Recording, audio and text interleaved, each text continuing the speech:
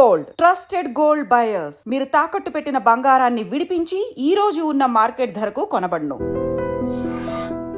చుట్టూ పచ్చని ఆహ్లాదకరమైన కొండల మధ్యలో కొలువుదీరిన వైకుంఠగిరి శ్రీ అనంత వెంకటేశ్వర స్వామివారి దేవాలయం విజయనగరం జిల్లా గంట్యాడ మండలంలో వెలిసినటువంటి సముద్ర మట్టానికి 3333 కిలోమీటర్ల ఎత్తులో ఉన్నటువంటి గిరి శిఖరంపై కొలువుదీరిన ఆ స్వామివారి దివ్య దర్శనం చేసుకుని స్వామివారి విశిష్టత గురించి తెలుసుకుందాం రండి.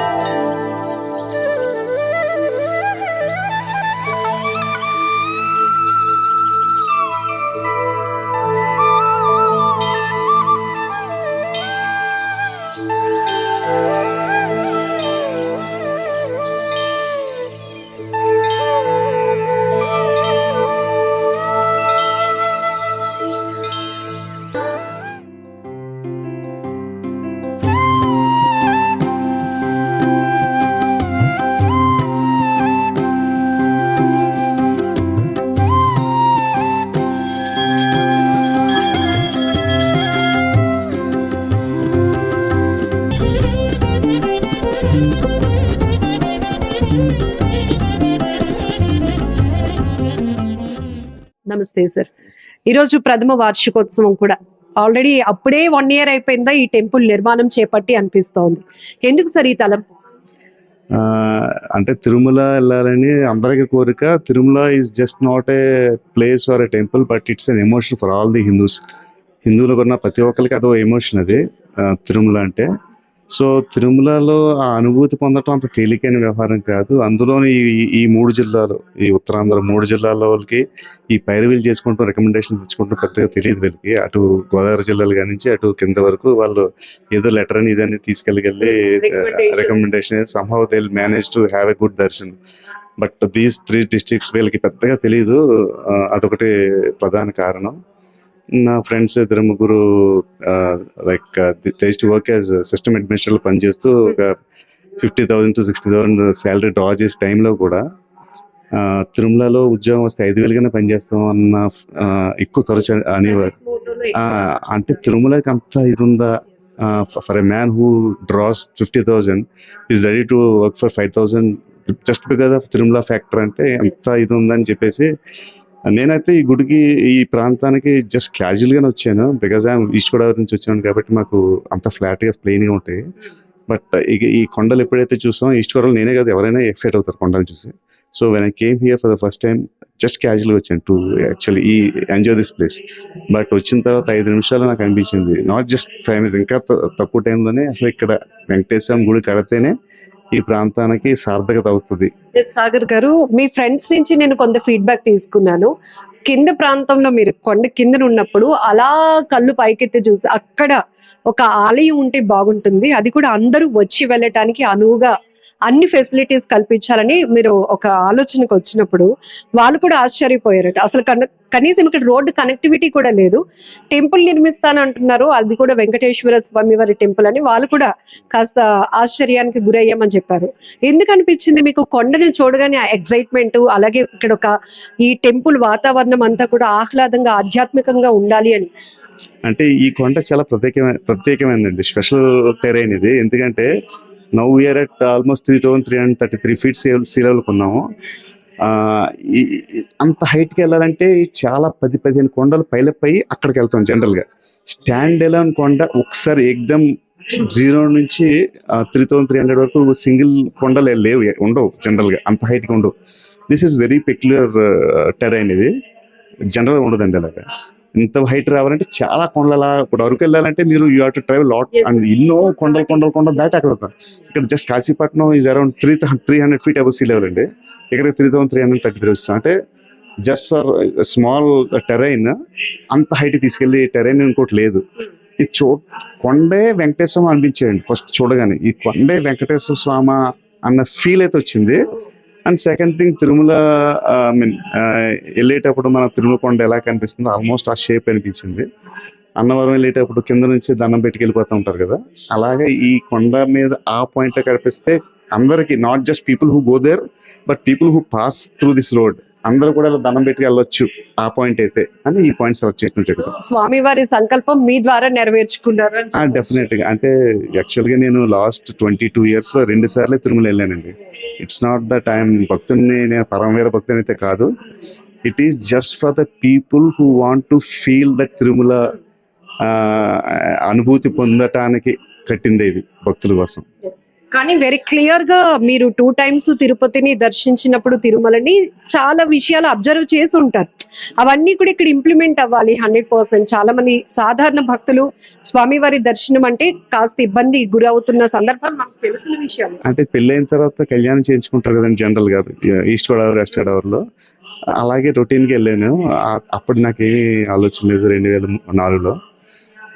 Later on I just went once. మా అత్తగారు ఎప్పుడు తిరుమల చూడలేదంటే ఆమె తీసుకెళ్ళాను. అప్పుడు కూడా నాకు ఇంత ఇది లేదు. But of late when I started doing this temple, I want to replicate a Tirumala. స్వామివారు విగ్రహం అలా చూస్తే తిరుమలలో స్వామిని చూసామన్న ఫీల్ తెప్పించాలని కోరిక, బలమైన కోరిక.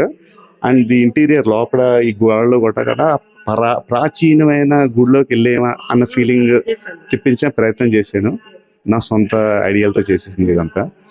సో స్వామివారు మంచి చూపు, మంచి చిరునవ్వు, గాంభీరమైన ఫేస్, ఈ 3 అడిగాను. గాంభీరం ఫేస్, స్పష్టమైన చూపు, చిరునవ్వు, శిల్పిని అడగటం జరిగింది.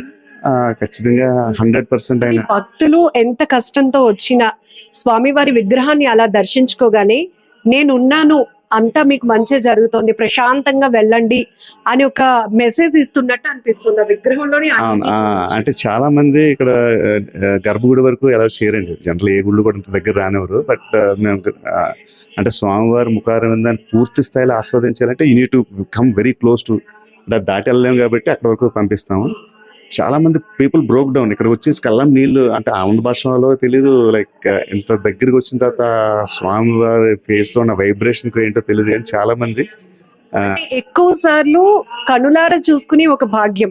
తిరుపతికి అంత ప్రయాసపడి వెళ్ళినా స్వామివారిని అప్పుడే చూసి బయటకు వచ్చేసామా అనిపిస్తుంది. బట్ ఇక్కడ అలా స్వామివారి రూపాన్ని చూసుకుంటూ ఉంటే వాళ్ళు ఒక రకమైన ఆధ్యాత్మికమైన అనుభూతి. అండ్ డెఫినెట్లీ ఇంకోటి ప్రత్యేకత ఏంటంటే, మా గుడి స్వామివారికి జనరల్ గా వెంకటేశ్వరం చిన్న గుడి అయినా పెద్ద గుడి ఎక్కడైనా ఇక్కడ వరకు కవర్ చేసి ఇలాగ నామం పెడతారండి. స్వామివారిని మనం చూడలేము, స్వామివారు మనల్ని చూడలేరు, అంటే ఆ నామం అడ్డు రావటం వల్ల. సో చాలా నాకు అసంతృప్తిగా ఉండేది. స్వామివారి నిజమైన రూపం ఎప్పుడు దొరుకుతుంది, ఎలా దొరుకుతుంది, ఎలా ఉంటారు వెంకటేశ్వరం అనే చిన్న క్వశ్చన్ మార్క్. సో అందుకని మా దేవాలయంలో మేము నామం పెడతామే కానీ స్వామివారి కళ్ళు కప్పమాట. స్వామివారు భక్తులను చూడాలి, భక్తులు స్వామివారిని చూడాలి, అది నా కాన్సెప్ట్. ఈ మత పెద్దలు, ఈ పండితులు ఎవరు కూడా దీనికి ఒప్పుకోలేదు ముందు. ఎలా మొత్తం కవర్ చేయాలి స్వామిని అంటే, లేదు నా స్వామి చూడాలి అందరినీ, నేను స్వామిని చూడాలి, ప్రజలందరూ భక్తులందరూ స్వామిని చూడాలని ఈ నామంతో, ఇది ప్రత్యేకమైన నామం అండి. మీరు ఎక్కడ ఇలాంటి నామం ఉండదు. అసలు ఫస్ట్ ఈ కొండను చూడగానే ఇది స్వామివారి కోసం ఏర్పాటు చేయబడిన కొండ, ఇక్కడ స్వామివారిని కొలువు తీర్చాలి అని ఎప్పుడు అనిపించింది? అంటే 2010 ఆగస్టులో వచ్చాయండి. అప్పుడు గుడి కడదాం అనుకున్నాను అనేసాను కూడా మా వాళ్ళతో. ఇక్కడ గుడి అంటే వాళ్ళు పిచ్చోడా అనుకున్నారు అందరూ. ఏంటి నడుచుకొచ్చాం మేము అందరం. నడవటానికి ఒక కాలిబాట లేని కొండ మీద ఈ గుడి కడతా అంటే డేటెడ్ అనుకున్నారు అందరూ.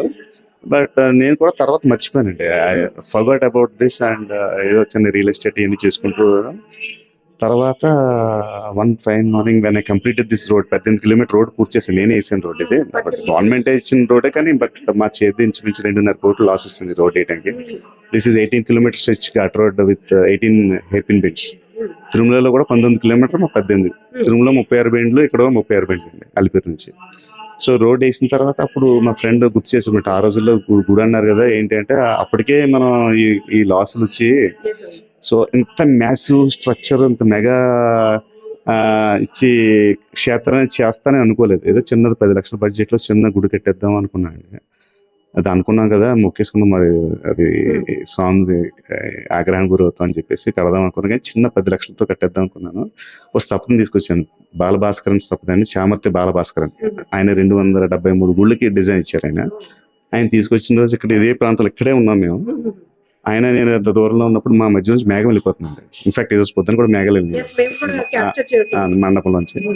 సో అక్కడ గుడి కడదాం అంటే, సార్ ఇంత అద్భుతమైన ప్రదేశంలో చిన్న గుడి కట్టి చేతులు దులిపేసుకుంటే ఇక ప్రాంతానికి స్వామివారికి తీరని అన్యాయం చేసిన అవుతారు మీరు. యాక్చువల్గా మీరు చరిత్ర సృష్టించాలని వ్యక్తి చరిత్రహీనుడు అయిపోతారు మీరు ఎలాంటి చిన్న గుడి కట్టేసి వదిలేస్తే.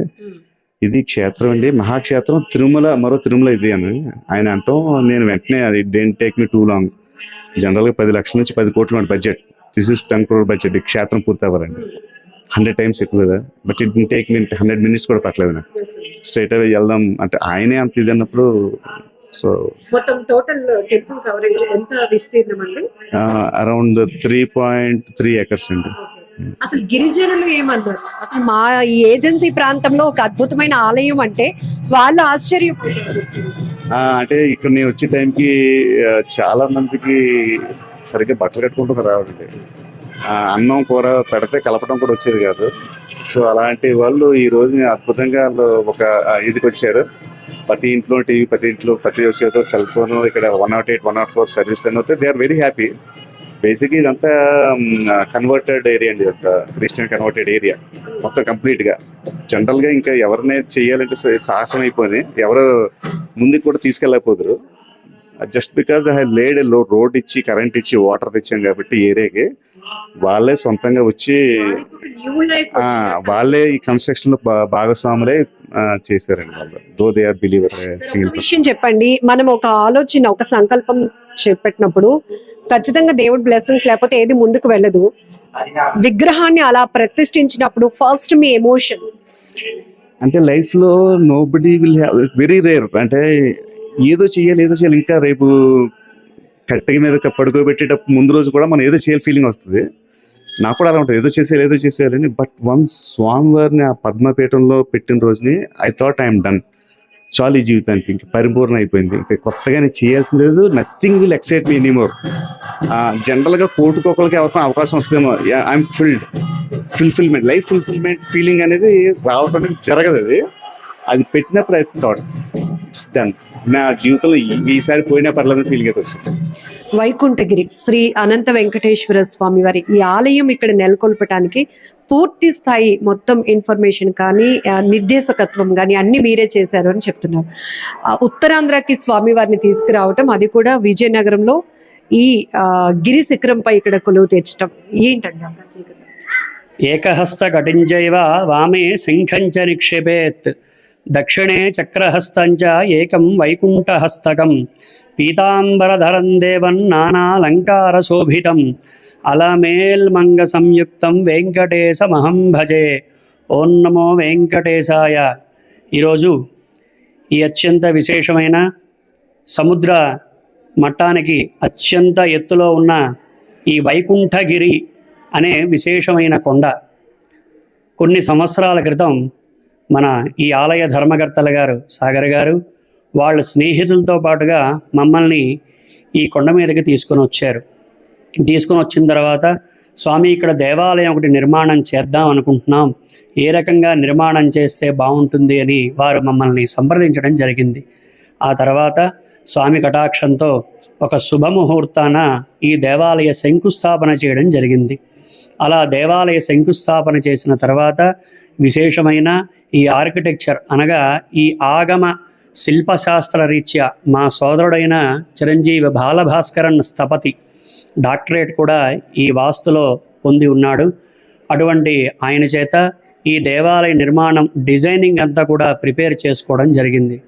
అలా ప్రిపేర్ చేసుకున్న తర్వాత కొన్నాళ్ల తర్వాత నిర్మాణం ప్రారంభించారు. అత్యంత కష్టమైన నిర్మాణం ఇది. మేము సుమారుగా 200 దేవాలయాల నిర్మాణం వరకు చేయించాం, డిజైన్ ఇచ్చాం. కానీ ఇంత కష్టమైన దేవాలయ నిర్మాణం అనేది సాహసోపేతం.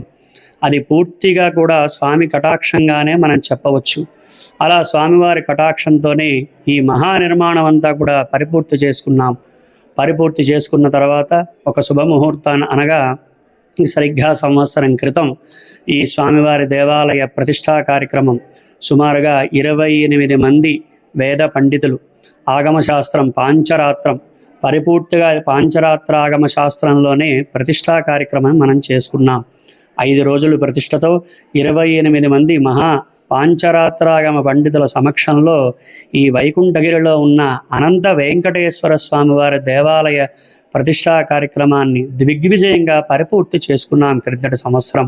ఇక్కడ జనావాసాలు లేవు, ఎలాంటి వసతులు లేవు. ఒక అత్యంత ఎత్తైన కొండను చూపించి ఇక్కడ మేము స్వామివారికి ఆలయం కట్టాలి అనుకున్నాము అని ఒక వ్యక్తి చెప్పినప్పుడు స్వామివారి సంకల్పం లేకపోతే అసలు ఇదంతా జరుగుండేదంటారా? లేదు, ఇది పరిపూర్తిగా కూడా వాటర్ కూడా పడటం లేదని విన్నాము. పరిపూర్తిగా ఇది స్వామివారి కటాక్షమే.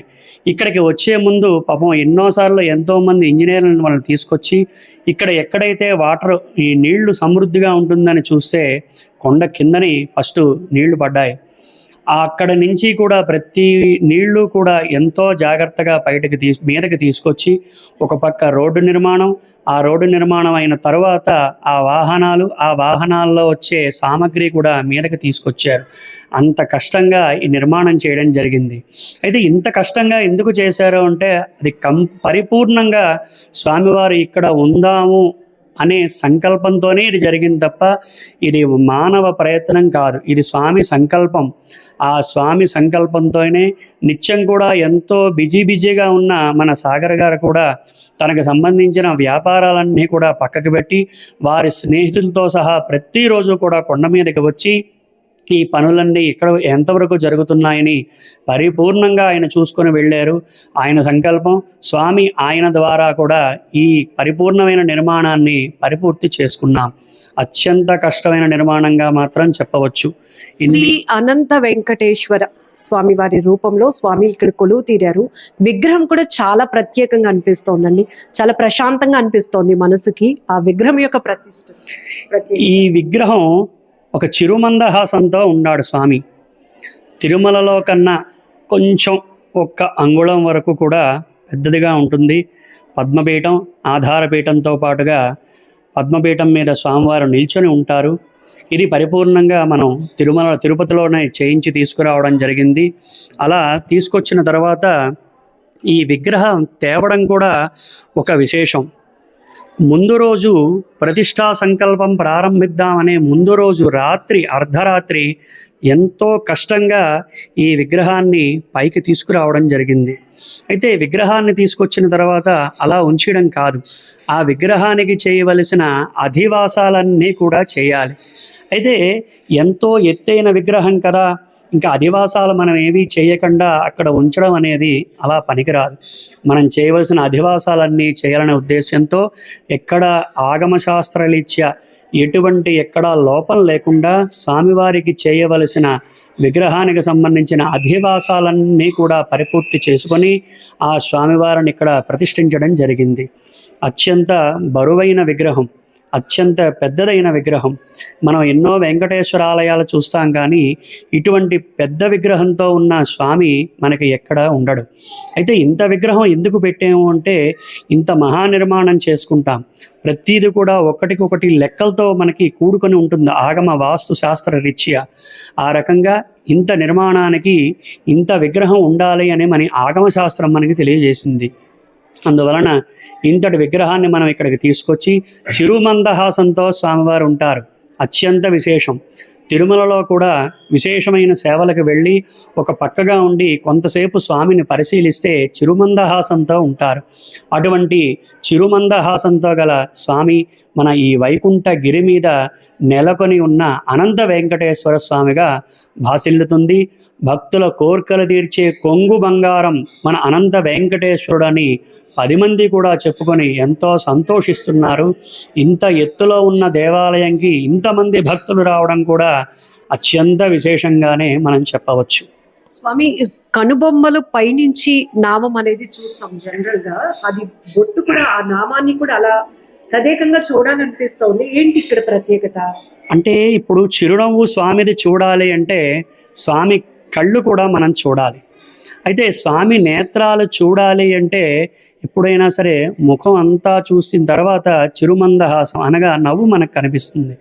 అందుకనే ఆ ఉద్దేశ్యంతోనే మన అర్చక స్వాములు ఆలయ ధర్మకర్తలు కూడా ఆ నేత్రాలు కూడా అంటే తిరుమలలోలాగా స్వామివారి నేత్రాలంతా కూడా పచ్చకర్పూరంతో ఒక రకంగా కప్పీకుండా స్వామి మనందరి మీద దృష్టి పడితే బాగుంటుందనే ఉద్దేశ్యంతో ఆ నేత్ర దర్శనం కూడా ఇప్పుడు తిరుమలలో మనకి నిజపాద దర్శనం అని ఒకరోజు వారంలో ఒక రోజు అన్నమాట స్వామి పచ్చకర్పూరం తీసేసిన తర్వాత మన కళ్ళతో స్వామి మనకు చూసినట్టుగా ఉంటుంది ఒక సేవది. ఆ రకంగానే ఇక్కడ నిత్యం కూడా ఆ స్వామి నేత్రాలు మనం చూడాలి, మనల్ని స్వామి చూడాలనే సదుద్దేశంతో మన అర్చక స్వాములు అలాగే ఆలయ ధర్మకర్తలు అనుకొని ఆ నేత్రాలు కనబడే విధంగా ఆ తిరునామాన్ని రూపుదిద్దించడం జరిగింది ఇక్కడ. అది శుభం. గోవింద గోవింద. స్వస్తి.